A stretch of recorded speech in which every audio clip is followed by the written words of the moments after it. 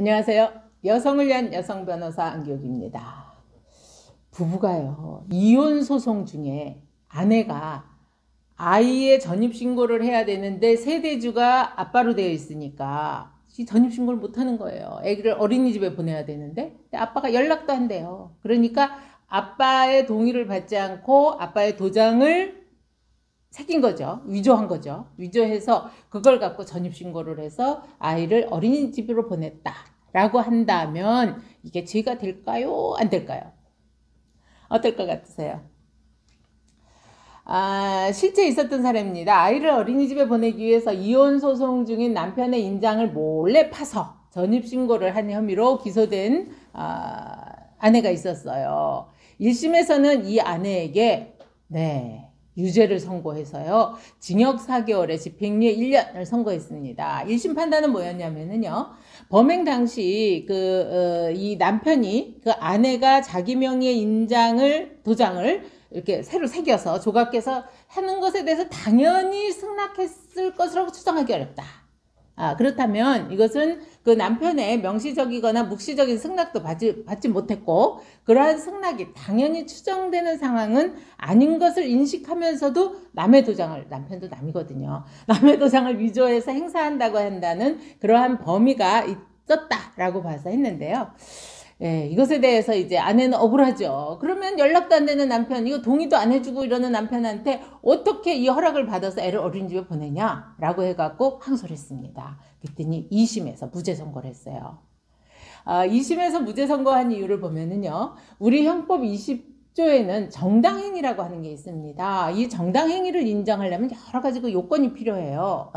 그 요건을 제가 잠깐 좀 설명을 드릴게요. 이 요건은 그 행위의 동기나 목적이 정당해야 되고, 또 행위의 수단과 방법이 또 상당해야 됩니다.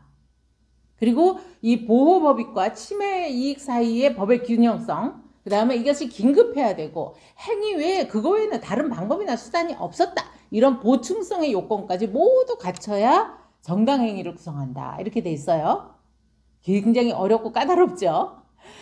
그런데 이 아내의 경우를 보면 생후 30개월에 불과한 당시 건강이 좋지 못한 막내 아이를 복리를 고려해서 엄마가 한시적으로나마 이렇게 돌볼 목적으로 이제 친정에 데리고 와서 낮에는 근처 아파트 단지에 있는 어린이집에 보낼 필요가 있었던 거예요. 그래서 전입신고를 하기 위해서 막도장을 이걸 조각해서 사용한 것이고, 목적이 부당하다고 이거를 단정할 수는 없다. 그쵸? 어린이집 낮 시간에 보내기 위한 건데, 그리고 도장도 오로지 어린 아이를 돌보기 위한 수단으로 막도장을 사용한 것으로, 또 전입신고 이외에는 딴 데 사용된 게 없다. 이런 것도 이제 고려돼야 된다라고 하는 거죠. 물론 이 아내의 행위가 자신의 그 인장이 위조됐다는 남편의 그 법익 침해는 있었죠. 그렇지만 반대 측면에서의 보호 이익을 보면 이 막내 아기의 복리가 더 우선되는 걸로 봐야 되지 않겠냐. 그리고 이 엄마도 아이를 양육함으로써 자신의 행복 추구를 할 수 있다고 하는 보호법익이 있다라고 한다면, 그 아빠의 인장 위조를 침해하는 침해 이익과 또 이 아기와 엄마의 보호 이익 사이에 법의 균형성이 이게 유지됐다고 못 볼 바 아니다 라고 판시를 했습니다. 그러면서 이 엄마에게는 일단 어린이집에 우선 등록을 하기 위해서는 전입신고가 필수적인데, 이러한 긴급 상황도 있었다는 거죠. 요즘 어린이집도 전쟁이잖아요. 순서적으로 빨리 가야 되니까. 그런데 아빠가 연락을 해도 연락도 닿지 않아서 다른 수단이나 방법도 없는 상황이었다고 한다면, 그 엄마가 아이와 자신의 그 보호 이익을 포기해야 된다, 이렇게 하는 것은 좀 지나치게 가혹하다. 그래서 여러 가지 사정을 종합해 본다면 아빠의 동의를 받지 않고 아빠의 인장을 위조해서 사용한 행위는 우리 국가법 절체의 어떤 정신, 그리고 그 배후에 놓여 있는 사회적 윤리 내지는 사회 통념에 비추어봐도 용인될 수 있는 거 아니냐. 이거는 정당행위로 인정을 해줘야 된다라고 해서 무죄 선고를 했어요. 근데 그것에 대해서도 또 우리 법원도 원심, 2심의 그 판단을 확정을 했습니다.